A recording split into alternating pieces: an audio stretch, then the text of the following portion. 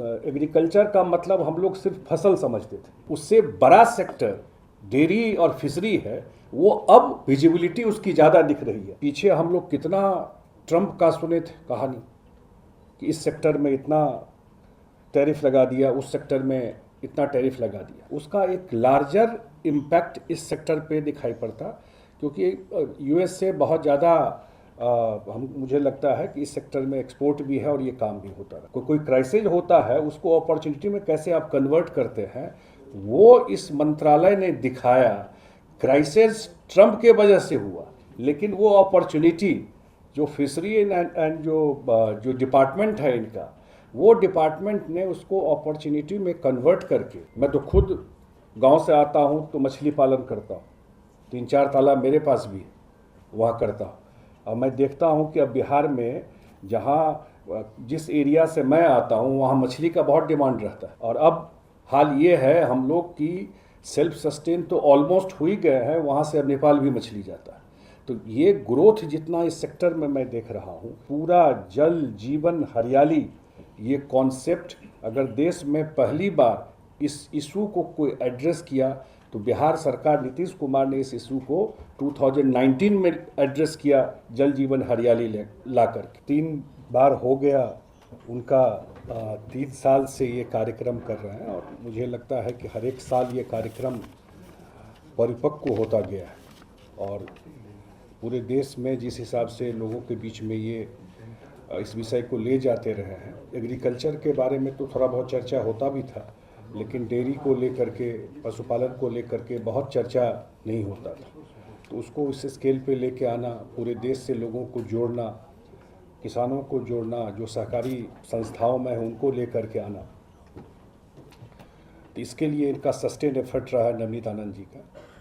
मैं एक ही 2 बात आपके बीच में रख के, क्योंकि मंत्री जी को भी न बात रखना है और जाना भी है। अभी मंत्री जी का एक प्रेजेंटेशन हुआ था जो हम लोग को भी उतना आइडिया नहीं था, थोड़ा आइडिया था जो कभी बात होती थी,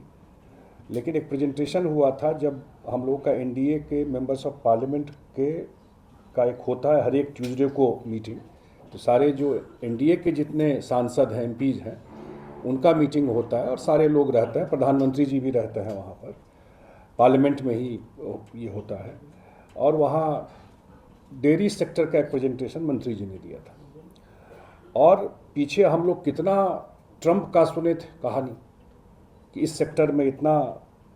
टैरिफ लगा दिया, उस सेक्टर में इतना टैरिफ लगा दिया। और इस सेक्टर में खास करके फिशरीज़ में जो टैरिफ लगा, और जितने किसान सफ़र कर सकते थे,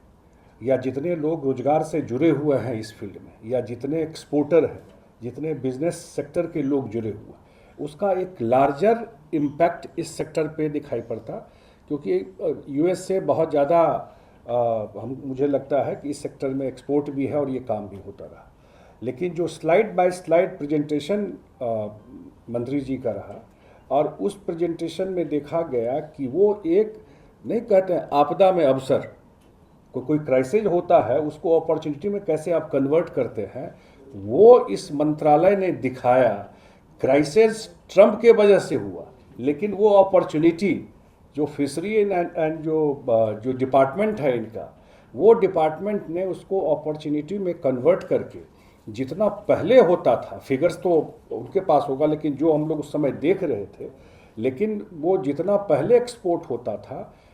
टैरिफ लगने के बाद उससे ज़्यादा एक्सपोर्ट होना शुरू हो गया, क्योंकि इन्होंने सारे एक्सपोर्टर को बुला करके, और कहाँ ये एवेन्यू, नए एवेन्यू खुल सकते हैं, कैसे दूसरे कंट्री में हम लोग रीच आउट कर सकते हैं, उस पर ज़बरदस्त काम करके। और मुझे लगता है ये एक ऐसा सेक्टर है जिस सेक्टर में अपॉर्चुनिटीज़ बहुत है। मैं तो खुद गांव से आता हूँ तो मछली पालन करता हूँ, 3-4 तालाब मेरे पास भी है, वहाँ करता हूँ। और मैं देखता हूँ कि अब बिहार में जहाँ जिस एरिया से मैं आता हूँ वहाँ मछली का बहुत डिमांड रहता है, मिथिला एरिया, और आंध्रा का मछली आता था। और अब हाल ये है हम लोग की सेल्फ सस्टेन तो ऑलमोस्ट हो ही गए हैं, वहाँ से अब नेपाल भी मछली जाता है। तो ये ग्रोथ जितना इस सेक्टर में मैं देख रहा हूँ, बिहार में सुधा कितना बड़ा ब्रांड बन गया अपने आप। सरकारी क्षेत्र में बिहार सरकार ने ही उसको किया। हम लोगों के नेता नीतीश कुमार जी, क्योंकि पहले भी एग्रीकल्चर मिनिस्टर यहाँ पर रहे थे, और जब मुख्यमंत्री बने तो इन सब चीज़ों को जो बिहार में ये सब तो कभी रडार में भी नहीं था उतना चीज़, लेकिन जितना एग्रीकल्चर रोड मैप ला करके 4 एग्रीकल्चर रोड मैप बिहार में आया। सस्टेनेबिलिटी की बात कर रहे हैं, पूरा जल जीवन हरियाली, ये कॉन्सेप्ट अगर देश में पहली बार इस इशू को कोई एड्रेस किया तो बिहार सरकार नीतीश कुमार ने इस इशू को 2019 में एड्रेस किया, जल जीवन हरियाली ला करके, और उसका ग्राउंड पे इम्पैक्ट दिखाई पड़ रहा है। जो पुराने जितने तालाब और कुआं और जो भी वाटर के सोर्स थे उसको दोबारा रिवाइव करने के लिए। तो मुझे लगता है कि दबरीत जी बहुत ही करेक्ट टॉपिक को लेकर के चल रहा है। अगर फ्यूचर कहीं है, अभी बता रहे थे हमसे जो पहले स्पीकर शाह साहब बता रहे थे कि सबसे ज़्यादा पशुधन है वर्ल्ड में इसमें, इसका मतलब अपॉर्चुनिटीज़ बहुत है। आजकल कभी कभी अनएम्प्लॉयमेंट की बात होती है, अब तो मैं देखता हूँ कि एग्रीकल्चर सेक्टर में इन सब सेक्टरों में अच्छे खासे पढ़े लिखे लोग इन्वॉल्व हो रहे हैं, क्योंकि अब इसमें कनेक्टिविटी के वजह से अगर एक्सपोर्ट हो रहा है, ये तो ज़्यादा विभाग को आइडिया होगा। बड़े बड़े एक्सपोर्टर जो हैं वो फिशरीज में देश और दुनिया में जा रहे हैं, और जिस टाइप का विभाग प्रमोट कर रहा है इन सब खास करके फिशरीज के सेक्टर में जो नया टेक्नोलॉजी आ रहा है, मुझे लगता है आने वाले टाइम में एग्रीकल्चर का मतलब हम लोग सिर्फ फसल समझते थे, लेकिन उससे बड़ा सेक्टर डेयरी और फिशरी है, वो अब विजिबिलिटी उसकी ज़्यादा दिख रही है। मुझे लगता है कि जो फसल के पैरेलल अगर कोई सेक्टर खड़ा हो गया, अब मे बी उससे आगे बढ़ के दिख रहा है, तो वो फिशरी और डेयरी सेक्टर है, जो इक्वली सिर्फ फसल तक बात नहीं है। तो मैं अपनी बात समाप्त करते हुए और धन्यवाद देते हुए नवनीत आनंद जी को कि इस तरह का कार्यक्रम करते रहिए, एक अवेयरनेस भी आता है। और जैसे मैंने बताया, ये बहुत ग्रोइंग सेक्टर है, सरकार का फोकस्ड है, नया डिपार्टमेंट है, और जो आदरणीय मंत्री जी जिस हिसाब से स्टीयर अप कर रहे हैं सारे चीज़ों को, अगले 3-4 साल में इंडिया के एक्सपोर्ट में जो इंटरनल कंजम्पशन है वो तो है ही,